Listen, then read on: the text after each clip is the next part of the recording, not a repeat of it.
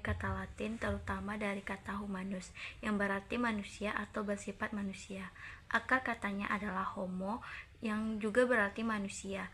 Dari sini berkembang menjadi humanitas, yang merujuk pada pendidikan, yang membebaskan dari kebodohan dan memupuk kecerdasan serta kebijaksanaan.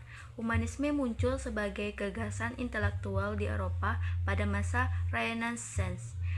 Carl Rogers, salah satu peneliti, mengatakan humanisme adalah keyakinan bahwa setiap individu memiliki potensi bawaan untuk tumbuh dan berkembang menjadi pribadi yang lebih baik. Untuk mencapai potensi ini, individu membutuhkan lingkungan yang penuh empati, penerimaan tanpa syarat, dan kejujuran atau keaslian. Humanisme sangat relevan dengan pendidikan masyarakat karena dapat membantu pengembangan potensi individu, membentuk karakter yang baik, dan menciptakan suasana belajar yang manusiawi dan inklusif melalui pengembangan moral, emosional, dan sosial. Dapat diterapkan dalam pelatihan masyarakat dengan memusatkan perhatian pada kebutuhan dan potensi individu yang bertujuan untuk pengembangan rasa percaya diri dan berkemampuan merefleksi diri. Di sini, saya akan menjelaskan tentang tujuan dari humanisme. Tujuannya yaitu agar manusia itu memiliki kesadaran penuh bahwa dirinya bebas untuk melakukan dan menentukan pilihan hidupnya. Tetapi, kebebasan itu harus dibarengi dengan rasa tanggung jawab.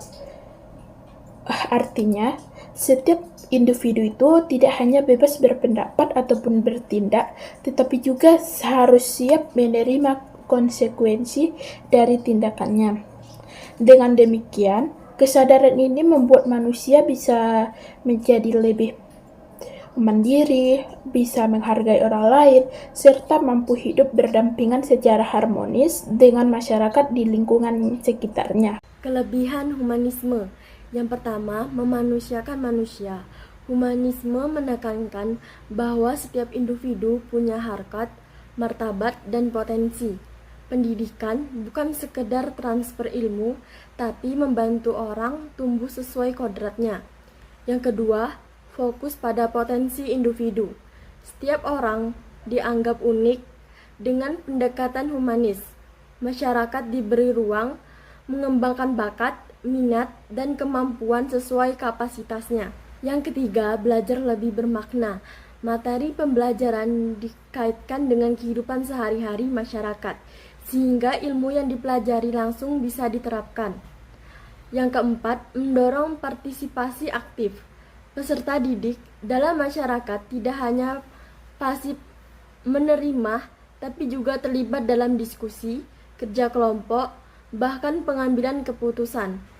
Yang kelima, meningkatkan rasa percaya diri dan harga diri, karena setiap pendapat dan potensi dihargai. Individu merasa lebih berani, percaya diri, dan punya peran nyata di lingkungannya. 6. Membentuk kepribadian seimbang.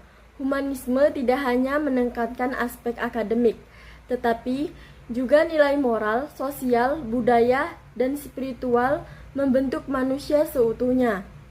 Ketujuh, relevan dengan pendidikan masyarakat. Cocok diterapkan di pendidikan nonformal atau informal seperti PKBM, kursus, pelatihan warga, Karang Taruna, karena lebih fleksibel, demokratif, dan sesuai kebutuhan masyarakat. Baiklah, di sini saya akan menjelaskan kekurangan humanisme. Yang pertama, sulit diterapkan di masyarakat heterogen. Karena kebutuhan dan minat masyarakat sangat beragam, tentunya sangat sulit membuat kurikulum atau program yang sesuai minat mereka. Yang kedua, ada kebutuhan pendidik yang kompeten. Karena konsep humanisme menuntut pendidik berperan sebagai fasilitator bukan otoriter. Jika pendidik tidak siap, proses belajar bisa kembali ke metode awal. Yang ketiga, butuh waktu yang lama. Karena pengembangan potensi individu secara humanisme tidaklah bisa instan. Hasilnya baru terlihat setelah proses yang panjang hingga kadang dianggap kurang efisien. Yang keempat, resiko kebebasan berlebihan. Karena memberi banyak kebebasan, ada potensi peserta menjadi kurang disiplin, tidak fokus, atau salah arah jika tidak ada bimbingan yang jelas. Yang kelima, terbentuknya budaya lokal.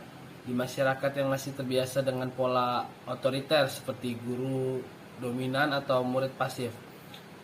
Humanisme sering dianggap tidak tegas atau kurang disiplin. Yang keenam, keterbatasan sarana dan prasarana. Karena untuk menerapkan pendidikan humanisme yang ideal, dibutuhkan fasilitas seperti ruang belajar yang nyaman, bahan ajar yang kreatif, teknologi. Di banyak masyarakat, hal ini masih menjadi kendala. Yang ketujuh, kurang cocok untuk situasi darurat. Karena misalnya dalam kondisi bencana, program pemerintah atau pelatihan cepat pendekatan humanisme yang terlalu fleksibel bisa dianggap lambat dan tidak praktis.